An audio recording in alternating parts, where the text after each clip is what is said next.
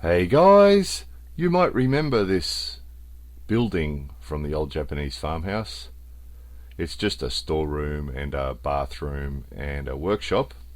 Workshop with a well in it, of course. The outside of it obviously is a bit tired, bit sad. That old corrugated iron there's starting to get a little bit rusty. The blue doors are starting to get a bit rusty, but really they're just unpleasant, aren't they? That's a horrible blue. That's a very 70s blue.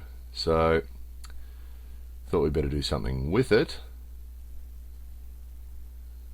So instead of tacky blue 1970s doors, we thought we'd go with some chocolate brown doors. So we got a couple of big cans of paint and an unskilled labourer dude and sent him to work. So again, the corrugated iron's a bit sad. Be nice to see some timber there or something, but again we have to be careful about overcapitalising on the old house. I've been asked about that a couple of times because we've referred to that before on videos about not wanting to overcapitalise. Yeah, we want to keep this house for a while, but who knows, at some stage it might be necessary to sell it, or we might want to sell it to do something else. And we don't want to put too much money into it, because that's really easy to do in Japan, is to put too much money into an old house or even a new one. You know, we've talked about this on the buying a house in Japan playlist before. The new houses deteriorate or drop in value as soon as you buy them. Basically, as soon as you sign the contract, it becomes second hand and the value of it drops. So one example would be, I know a guy that built a very nice new house in Japan, brand new house, and lived in it for a couple of years, and then considered going back to Australia. And when he did the maths, he found that it wasn't possible to get enough money for the house to pay for the bank loan that he had. So it had deteriorated in value, dropped in value by more than his initial deposit, which I don't know what that was, 20% or something. But it had dropped in value by that amount as soon as he bought it, basically, which means that 2 years after buying it, after building it, he couldn't sell it for as much as he owed the bank, which means he was sort of trapped here. It means he had to continue working here and paying his mortgage for a few more years and hopefully catch up with the value deteriorating. So yeah, here's a strange thing. Look at this tap. These are old style, apparently. They're quite common old style places. What a ridiculous what a ridiculous design, isn't it? I don't quite know why. They were quite popular, apparently. I can't see why. Ridiculous design, but anyway, so that had to go. So yes, standard tap. The old gentleman that owned the house actually had a lot of plumbing pieces lying around the place, new taps and all sorts of fittings, pipe, all sorts of stuff. So in the big tidy up, all that plumbing stuff got put in one location. So when we get a job like this, it's like, okay, do we have a new tap? Ah, yes, we do. So remove the old tap, drop the old tap, pick it up again. Look at it, isn't that ridiculous?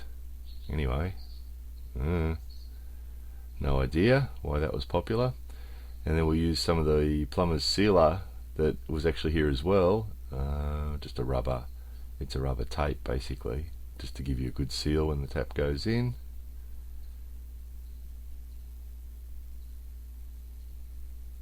Seems a bit strange only doing it hand tight, but that's just the way it works with that fitting and with that rubber tape.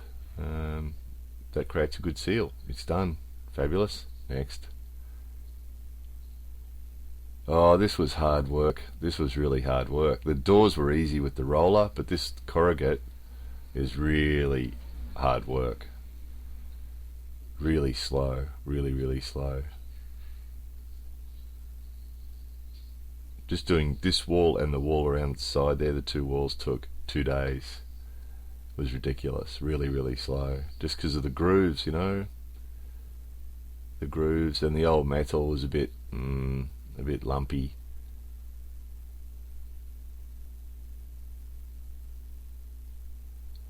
Guys, I've got a question for you. What is it you want from a paintbrush? What do we want from a paintbrush? We want the paintbrush to hold the paint, don't we? And what's the other thing that you'd like from a paintbrush? How about you don't want it shedding its hairs in your paint? Anybody who's ever painted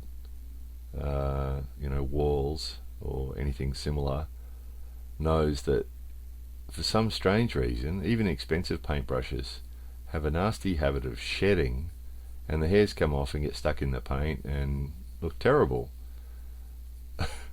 I don't get it. I don't get why they can't make a paintbrush that just doesn't lose its hair. Surely it's not that difficult, you know. We can put people in space and we can achieve all sorts of miracles. Why can't we make a paintbrush that doesn't lose its hair? Drives me nuts. Hair gets in the paint and then you try and get it out and then you got paint everywhere. It's just a mess. Anyway, sorry, that was my little rant. So yeah, you're looking at this at 12 times speed with lots of bits cut out. So it was just ridiculous. Just went on and on and on this wall.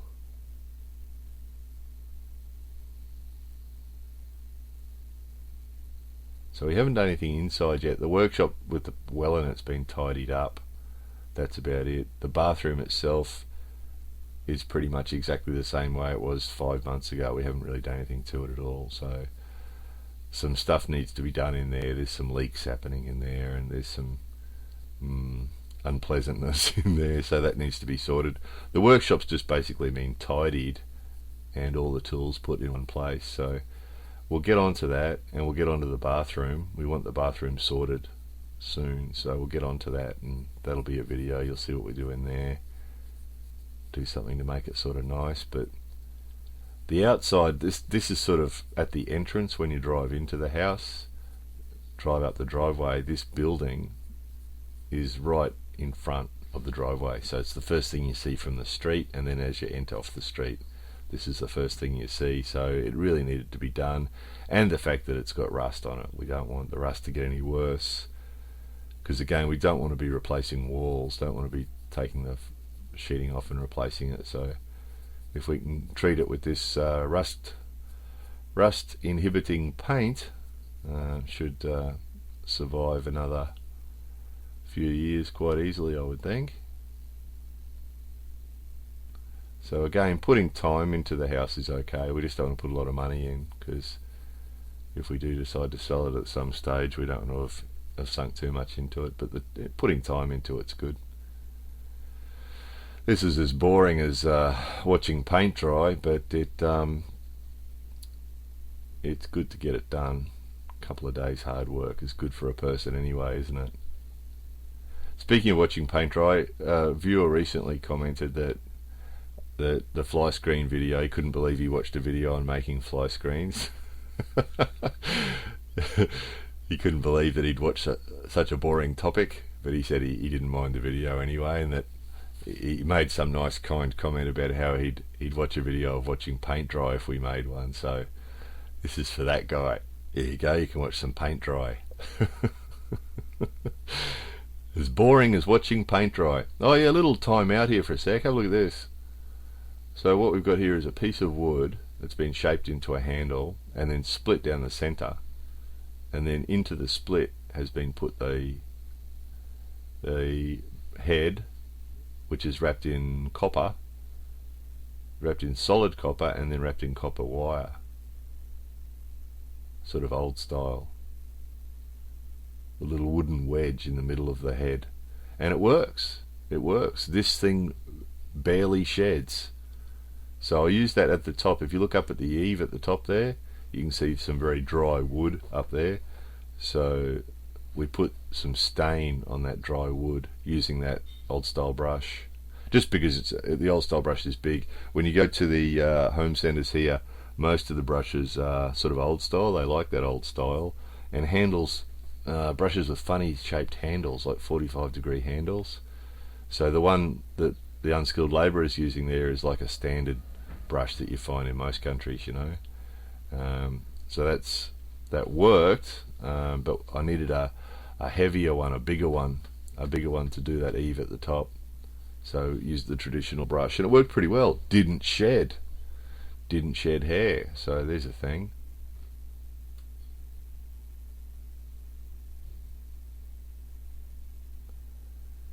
So see, look at on the left hand side there, you can see some electrical stuff. Remember we did a video a while ago about the dodgy electrical wiring on the outside of buildings.